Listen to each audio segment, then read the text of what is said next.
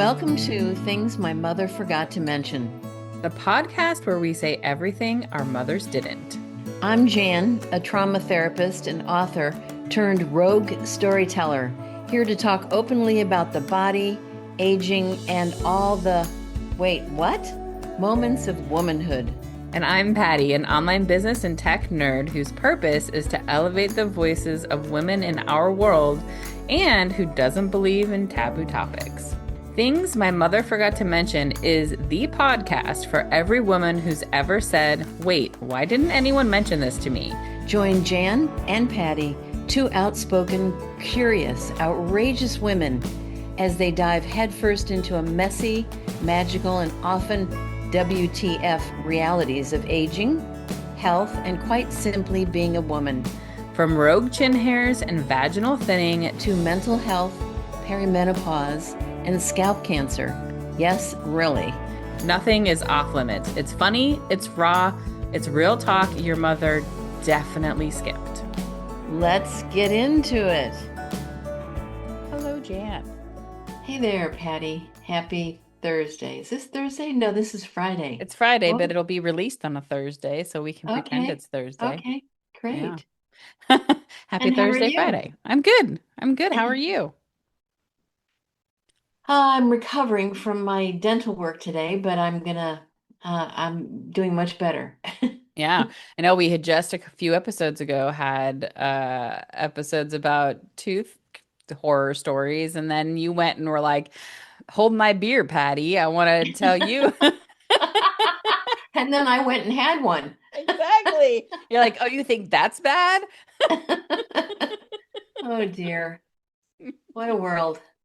Are you having any pain or anything right now? No, Good. not at all. It's not at all.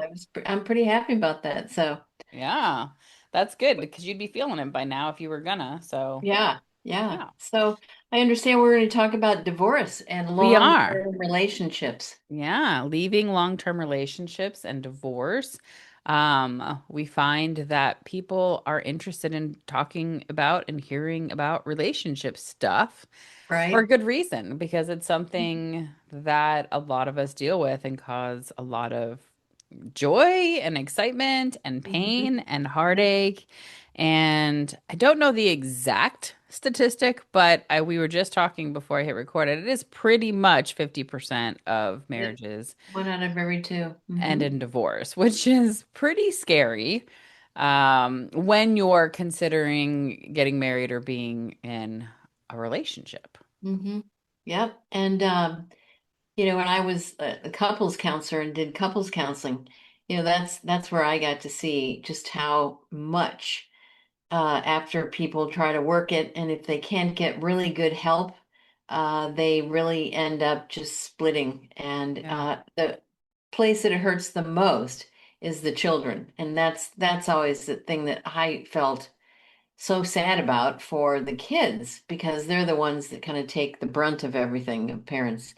And especially when parents get divorced, some of them, it's all about, battling each other, getting the best lawyer and really punishing the other person because look what you did to me and all that kind of stuff. Yeah. And that just really ruins the kids. It's so hard for them to see that. So, but I Yeah. understand you had a long relationship with some partner of yours for 12 years. And so what Yeah. was that like for you? And you ended that, or you mutually Yeah. decided to end it? Yeah, I mean, I'm pretty much ended that. Yeah, we were together for in person for about 12 years or so, and then kind of tried separately after that from separate states for a little bit to try to figure out how to make it work. And ultimately that was just not something. And I mean, we weren't married, but we were together for a very long time, and although we didn't have like finances intertwined, which was good, so that made it Ah, easier mm-hmm. for that, but we still had like combined phone bills, and we sharing a lot of the things, so like it was and I've talked about that relationship before on the podcast. He was an alcoholic, and we were together for, yeah, a really long time. And there were a lot of really amazing things in the relationship, and then there was a lot of really hard. And so I reached a point kind of towards the end there where and we were still living in San Francisco, and my family had all moved out here to Texas. And it was just getting a lot more difficult with the level of drinking that was happening. And we were living, since we were in San Francisco, we couldn't like live by ourselves anywhere unless it was like a tiny, Right. tiny studio apartment, which wouldn't have worked for either of our personalities. And so we lived in a house and we had a couple of housemates upstairs, and they weren't really the best as far as housemates went. They were very loud and messy, and like I didn't feel safe in a lot of the spaces, and emotionally safe. Like there was no place for me to just rest and be at peace. Either I was in the room downstairs with him and he'd be intoxicated and passing out and Mm, things like that, sure. or I'd go upstairs and I'd have weird energy from them, or they've taken over the upstairs, so then there's no place really for us to be. Like there was just, it was very complicated. And so I started really, and I had been dealing with anxiety for a while, which I've talked about in the past. Like it had been ramping up, but it really just sort of at that point was like, I can't, like, I've got no safe space and there's no, and I Well, that just kind of, isn't good for a relationship. it was I mean, I not. can't, it's not, it's like, sounds like a war zone or something that you guys are Yeah. trying to live in. Yeah. And at the same time, I, because of that, I was very passive aggressive in our relationship. So, like, I was no cup of tea. Mhm. And still had a lot of learning to do and growing as far as being in a partnership. And, and definitely Al Anon helped me afterwards, Mhm. because I was still very in for people who aren't familiar with that, when you're in relationship with an alcoholic, a lot of times it's very codependent.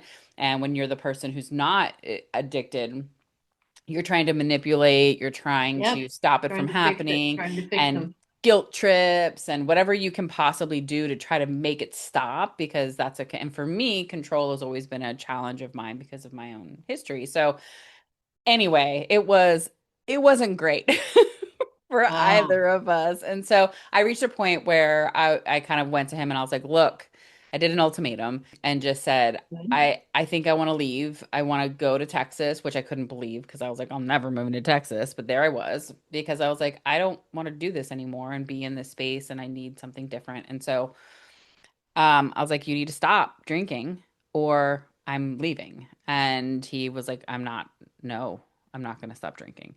And so I was like, okay.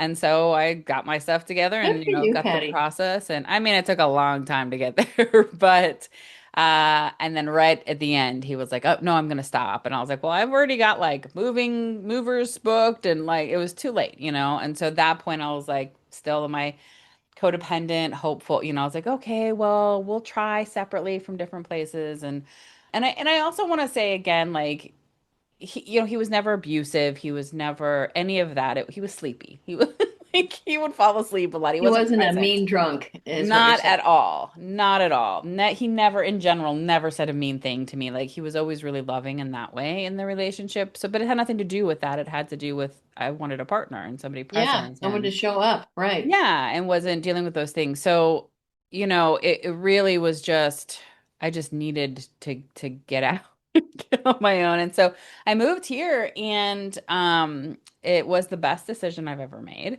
And we still, like I said, we still tried, we still connected, but I was still had a lot of self-worth issues also. So I was like, I don't deserve better. Mhm. Nobody else is gonna love me.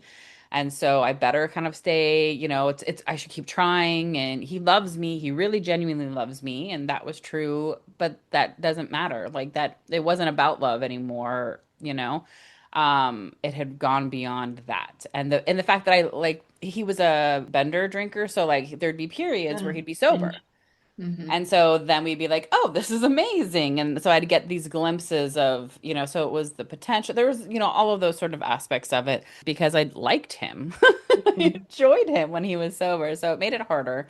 But yeah, so I moved here and just sort of, I moved in with my mom so that I could kind of get on my feet. And I happened to start my business during that time. So that worked out really well for me. And we kind of tried, and I kept talking, and I kept holding on, and I kept holding on, and he kept dangling, and I kept, and eventually it just sort of got to the point where like it just wasn't a thing. But I remember, man, it was one of the hardest things I've ever done in my entire life, I mean, leaving. standing up and saying, if you don't Leaving stop him, breaking yeah, it, leaving. yeah, Yep. and doing something for myself and leaving my entire life in San Francisco. Yeah. I had never really, I grew up in Chicago, but like that was a little kid, so like I'd never as an adult been anywhere else, and I left everything. And I remember I was sitting, watching the Golden Globes with my mom, eating a salad, and I just burst into tears, like, Yeah. you know, and that was like the grief of this relationship of just like I was fine, nothing was happening in that moment, and it just. I'm eating a salad watching the Golden Globes sobbing just because there's so much and I'm still, the last year and a half or so I really started doing some healing work with it of like with my therapist and doing Hmm. work around Hmm. like I said worth and why I was so attached and didn't want to let go and all of that stuff but man it was it was hard and it's still I mean I still think about him I still dream about him a lot I still and I feel embarrassed when I say those things like I should let go and I should and I have no interest in being with him as a person but man we spent a long time like that's a lot of life that's like almost half my life I spent Yeah. with this person and Hmm. all of the majority of my adult life Hmm. and all the trips we went on and like the only trips out of the country that's not true. I was going to say the only trips out of the country I went with him, but I that's not true. But we went to Japan together and Hawaii to Oh, like we did all sorts of stuff. And so that's weird sometimes I think for me to sit and think about like the fun things I loved about my life yeah. Yeah. connected to him, Mhm. and so What did he do for a living? so he was an artist. He No. was a glass blower, and then he went back to school to get a degree in pottery because he also was a potter. Hmm. But things kind of, were difficult in San Francisco, so he got laid off, and so it was a struggle towards the end for him to find work and that sort of thing. But yeah, he's an amazing artist, which is another piece because I have so much beautiful art in my Pieces place of his. Hmm. that's his. And so I've put a lot of it away just for my own Hmm. well-being, I think. I mean, although most of it I don't see him when I look at it. I see art. But there are a few pieces that I'm like, I just love this piece and I keep it there. And so it's when you're with somebody for so long, True. people talk about you should just let go and just cut it off. And it's like, man, but it's not all bad when you're in a relationship, even if No, it's I so mean, hard. right. It's kind of like parents, you know. Yeah. Yeah. It's a challenge being with your parents as you grow older, and doesn't mean that you don't love them, but it's just it doesn't fit with your lifestyle and who Exactly. you are anymore, you know. Yeah, So yeah. it makes And sense. and we both like by that end, like I wasn't a fit for him anymore either. Like Mhm. we you grow and we wanted different things and grew in very different ways and we wouldn't have been a fit anyway. Plus there was just too much damage. Like I could never go back to that because there was so much lying and hiding, which comes Yeah, with see that addiction. with addictions, right? Yeah, yeah. And that's the thing when you do couples work is you're looking for addictions, and when you find addictions, it's always like that has to be cleaned up before you can really get to couples work Yeah. because Yeah. their first love is their addiction. Mm-hmm. So whether it's alcohol or it's weed or it's sex, Mm-hmm. a lot of sex Yeah. addicts, and what they're doing, and it gets in the way of being relational. So Yeah. and it's brave, and I can't tell you the countless women I'd say that to him. You're gonna have to, you can't get him to stop, and you're gonna have to either put up with it or you're gonna have Yeah. to stand and say, I'm not gonna put up with this and I'm leaving. So Yeah. that's what you did. Yeah, and it was really interesting when I attended Al-Anon afterwards. That was the thing is like I listened as a lot of people were like, I'm making the choice to stay, knowing what I'm staying with. And I'm like, hey, that's cool. I mean, like you're aware of it though. You're aware Mhm. of what you're doing, and I think that's interesting. But I think that one of the biggest lessons that I learned through that part of it is that his actions or then inactions towards me in our relationship where I would feel neglected or whatever had nothing to do with me. Him not wanting to stop drinking, it had not like because I was like, I'm not worth it. I'm not enough for you to like, but it had nothing to do with me at It all. had nothing to do with addictions are about people who have Yeah. unprocessed trauma. Yeah. And they're medicating. It's a way that they've decided to cope with it rather than Yeah. to do therapy or to really look at what those pieces are that they're trying to medicate. So Yeah. yeah. So it's not about you, but the Mm-mm. problem is if that's where you were getting like it sounds like your self-esteem and feeling like you were Correct. worthy, and Yeah. that's a big thing, self-esteem. I mean, it's one of the big core issues of, how do I hold myself like I have value, but when I'm with him, I feel so much better and I feel like Mhm. I matter. So Right. it's hard to break that, especially and even women who have relationships where men are abusive either Yes. Right. emotionally or physically and have addiction. They can have all three of those things. And, it's always a tough thing to watch women and saying, and so many, oh my gosh, I think the biggest thing I used to look at is seeing women who had wealthy husbands and they never had to work Mm. and they would be in living in these really nice suburbs of Boston. And then when their husband, was either having an affair or their relationship drifted apart or she started having an affair. And usually affairs, when they first happen, are just because there is no relationship in the couple anymore and they've kind of forgotten that. Yeah. So, but neither one of them, if they don't want to repair it and they decide to divorce, these women are unemployed, they have no career, they've been treated like princesses all their life, and Mm. they come out of it because everything gets split in half here in Massachusetts. And they live in lesser homes, they have no career, they don't know what to do with themselves. I mean, it's devastating.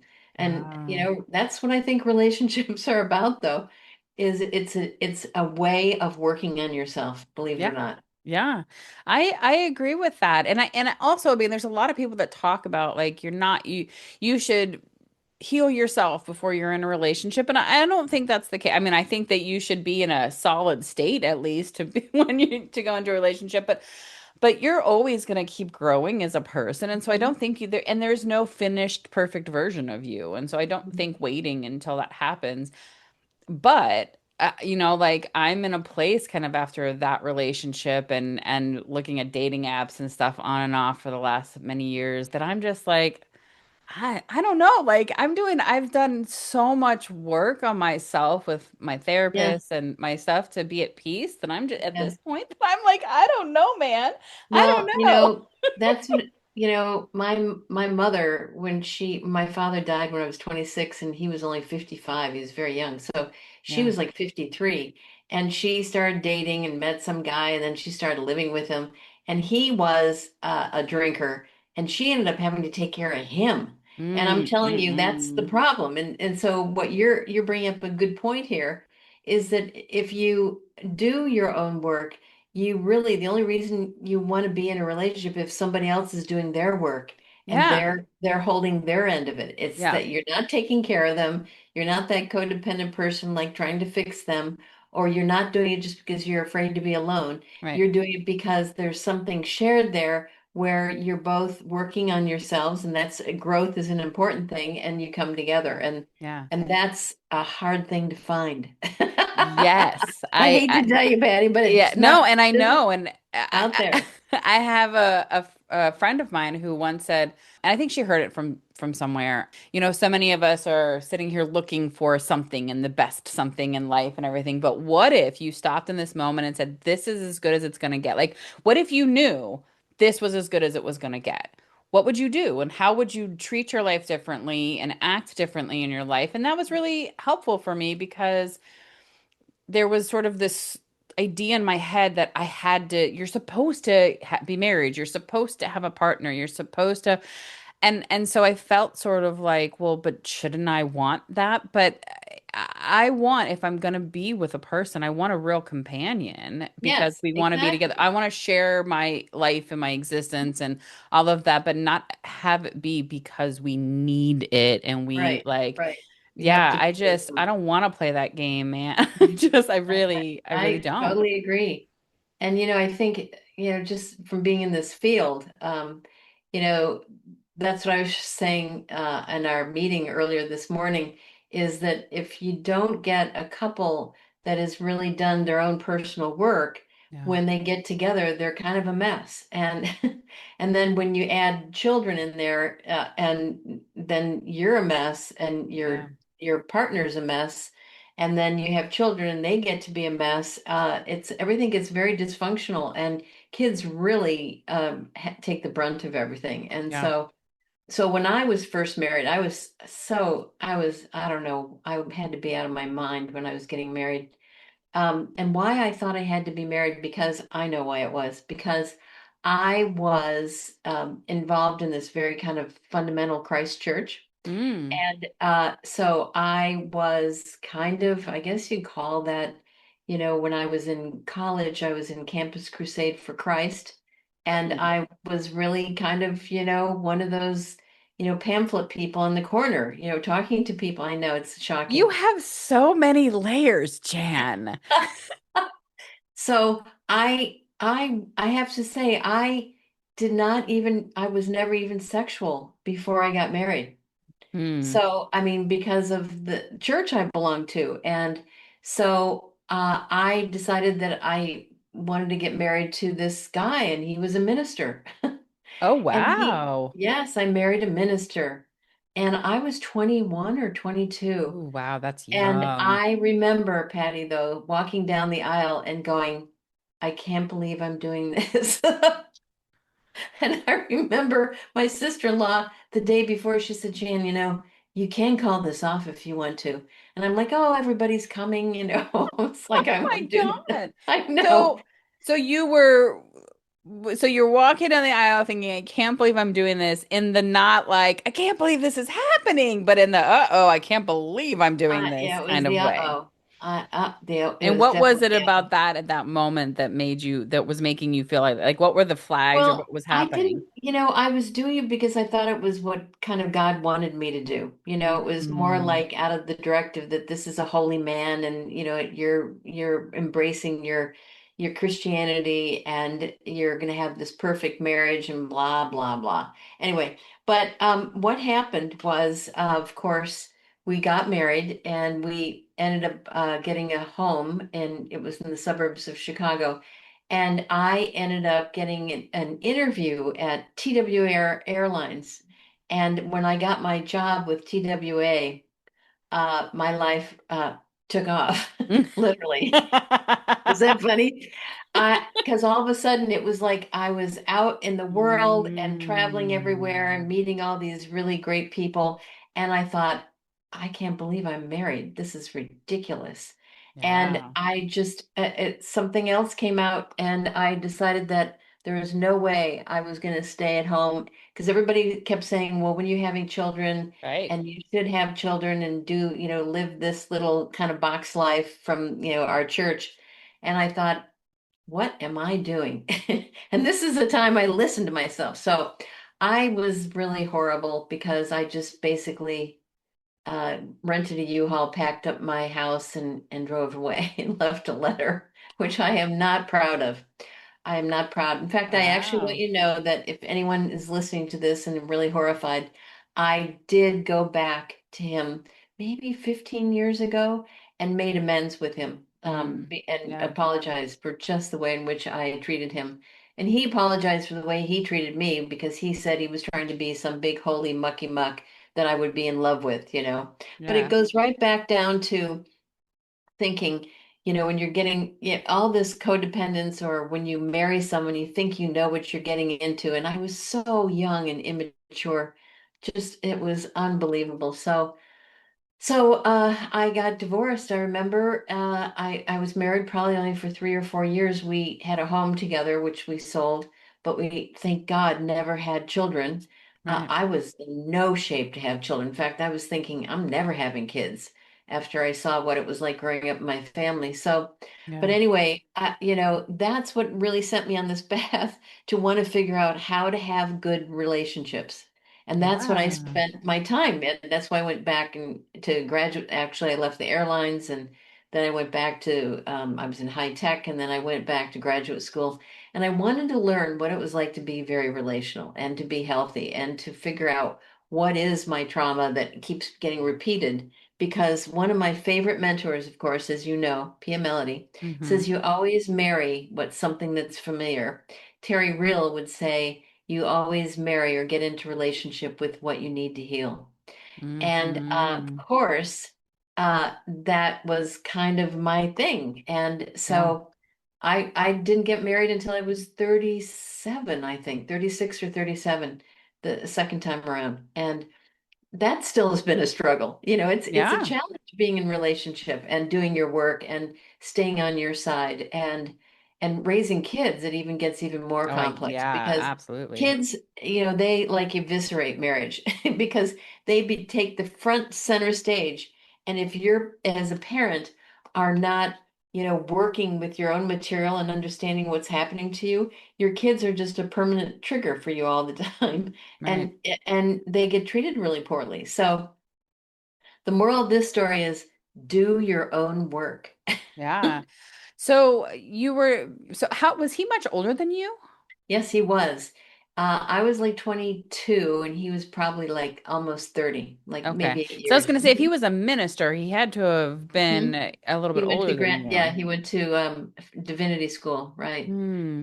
And it's so funny today. He ended up finding a woman he married and he had two sons, just like me, finding someone, getting married and having two sons. Hmm. And Yeah. they're about the same age as my two sons. Wow. And it's really, I mean, I look back at that fondly of just, even though traumatic as it was, I just feel like it was a big, huge, huge growth experience for us. And that's how I look at relationships rather than Yeah. looking at it like, I hate that person, I'm going to punish them, is Right. look at it as to what is it that it's teaching you about yourself and to grow from it. Yeah. So did you, because I mean, even though you reached this point where you were like, I'm here, watch out, world, here comes Jan, you were Okay. well, you know what I mean? Like, and not you got out there and you were like, oh, this, what am I doing? This is, there's other things out there than this small church bubble and this, Yeah. but when you left him, did you deal with the grief of losing somebody you were with for 3 or 4 years, or were you so much sort of on the No, I point of was like, relieved because I yeah, found another guy, and that was the problem. I found somebody mm, else who, okay, and I'm not proud of that, but that's my learning. I'm one of those people that learns by doing. I don't really yeah, read about it. And I actually had three other relationships beyond that one, and lived with someone for a couple years, each one of them a couple years, and kept repeating. Now, this is my big idea that I talk to everybody about when I'm doing consultation is I kept repeating the same frickin' pattern with every one of the guys. I mm, couldn't stand up for myself. I didn't have a good voice. I never set really good limits. And until I finally did my own work and started realizing that that's stuff I needed to do and put up with less and to be more direct and all that good stuff. yeah, And once I really looked at me rather than pointing the finger at them, it was a whole different story. yeah. So is that, well, so now you're in, and how long have you been married to your current husband? 37 years this year. So that's a pretty remarkable feat. It is. It certainly is. And that in itself, because every relationship has a certain an emotionally focused therapy, they call it the core negative pattern, the Mm, pattern you keep repeating over and over again. yeah. And that pattern is a product of some of your, I guess, trauma. Because when we're growing up, we learn how to deal with things that are dysfunctional, and then you bring them into your relationship, and you have to really kind of look at that and say, okay, I can't keep doing this. I need to find a way to get out of this same old pattern. And that's the work that needs to be done. And that's Yeah. why I was saying today that if everybody did some of their own trauma work and looked at their developmental way that they accommodated their family system and how they bring it into their relationships, they would be able to do couples therapy much, it would be much more effective. Yeah. And well, and therefore also probably just better in the relationship as a whole, and you might not even need couples therapy.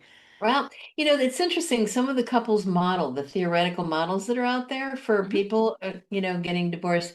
There's so many. I'd say there's probably about 8 or 9 major ones now. It was never that way years and years ago. And they're all focusing on mostly, some of them are on skills based, how to speak and Right. listen, how to use boundaries, how to be assertive, all those things. And those are useful. And those are useful for people who don't have a lot of trauma. But for those people who have a lot of trauma or have some addictions, they have a lot to work. Yeah. And that some of the skills just don't hold up and they need much what we call bottom up work and deeper work. Mm. So I did mine and I'm still doing mine. It Yeah. doesn't ever end. Nope. Well, and I mean, we continually have traumas in our lives. So, we get re-traumatized in various new fun ways on a regular basis in this way, you know. And New fun so ways. that's something that we then bring to our relationships. We then bring to, I mean, I think people who stay in relationships for a very long time, I think is a really amazing thing when they're staying in it mutually Because they and want to they're be, right. working on it together. I think people who stay in relationships because they're afraid of leaving or, that There's a lot of those, I'm sure. there's a lot of those. Or people who stay because it's best for the kids. It's never best for the kids. Mhm. Like they feel it, any tension and They stuff. I mean, do. like it's going to be Yep. hard either way, but Mhm.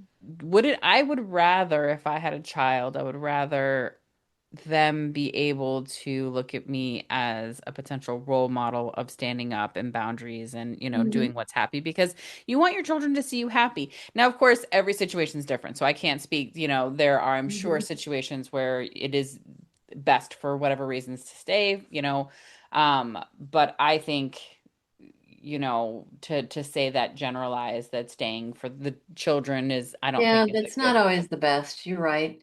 And it is better for whenever I have worked with couples before and or the woman that's left, I always say to them, what they really need to see is what you just said. They need to see you happy and standing up for yourself and taking a stand rather than just taking it. yeah. Because so many people with their family of origin stories is where they're unhappy and they're just taking it and they just Yeah. suffer throughout the whole marriage. And kids carry all that pain. They figure it out. And they absorb everything. I Hmm. mean, I've been around since I've lived here right now for 10 years, my niece and my nephews, and watch them grow. And it is just been so remarkable to see how absorbent they are being in the same room or being in it. Like they just take in everything, Yeah, all yeah. of They the don't have feelings, boundaries when they're young. everything. And so whether or not you realize that you think you're putting on a happy face, they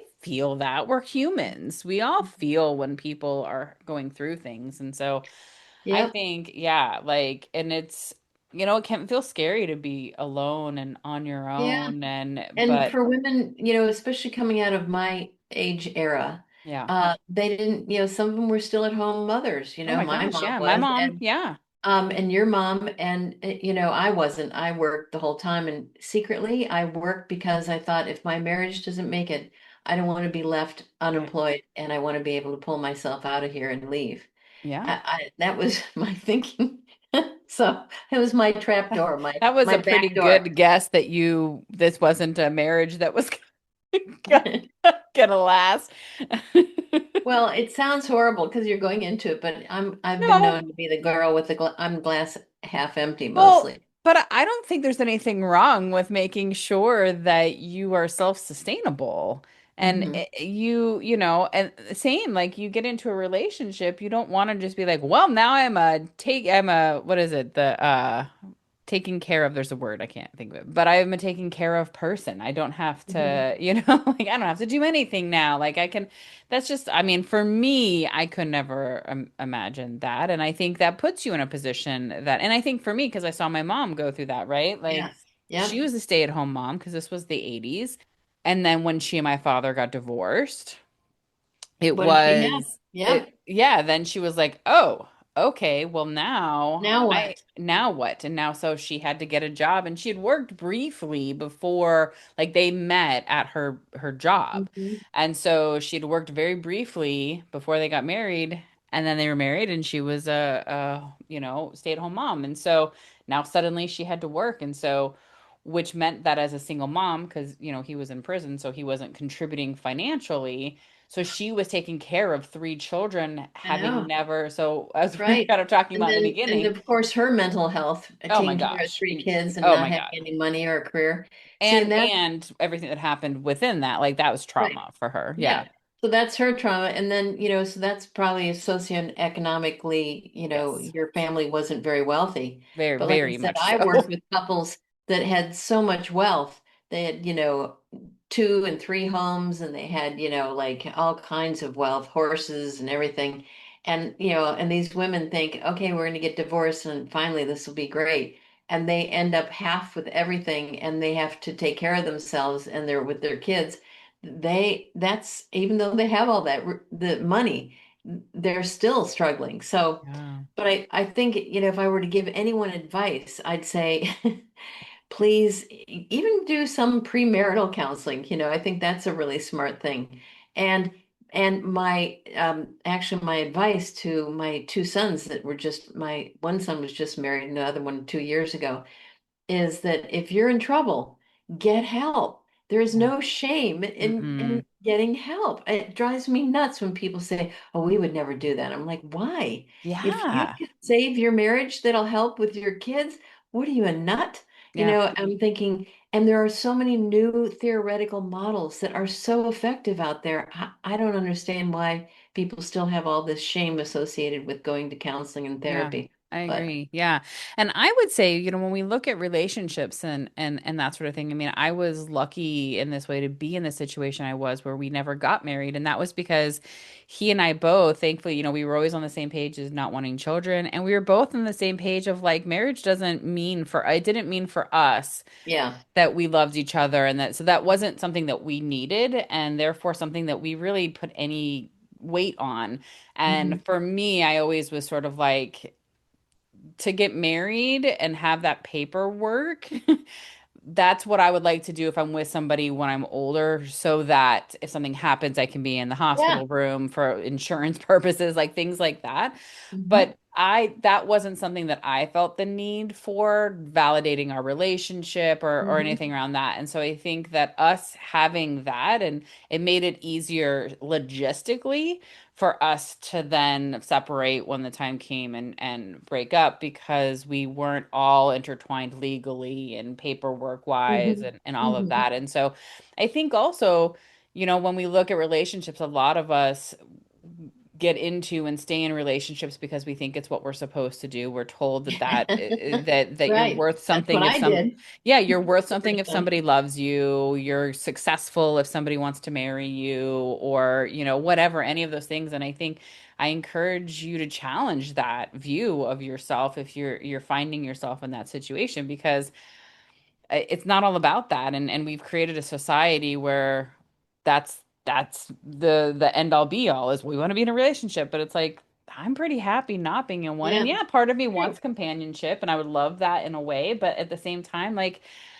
I also really enjoy the life that I have and I like living in a way where I don't feel like I have to like I'm lacking in something or as a lacking in worth by Hmm. not having Hmm. that and not seeking that out Hmm. and um I think there's all sorts of ways to exist in a relationship and stuff like that but True. do it because you want to be with a person and you Right. want to be with that person.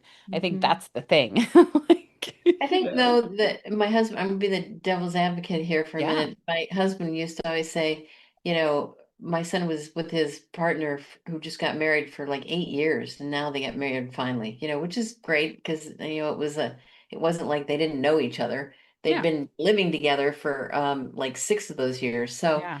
Um, and so it's kind of like an announcement. All the friends gather and they're making a commitment to the community to say, support us because we've decided to pick this person to be in relationship with, and Yeah. we're going to be monogamous, and this is who my partner is, and I'm going to work things out. And Hmm. I think it's kind of like, puts your feet to the fire. So it's not as easy to just say, I'm out of here, you I could know. see that too. Yeah. And That's so fair. there's some of that too that comes together, and then like I said, it's just such a mixed bag. But Yeah. most of all, is I keep saying to people, that relationship is something you don't have. It's something you keep doing. Yes. Love is nothing Yeah. you have. Nothing. Yeah. I love this person. But love is it's a verb. It's you get Yeah. I love a it's lot of people.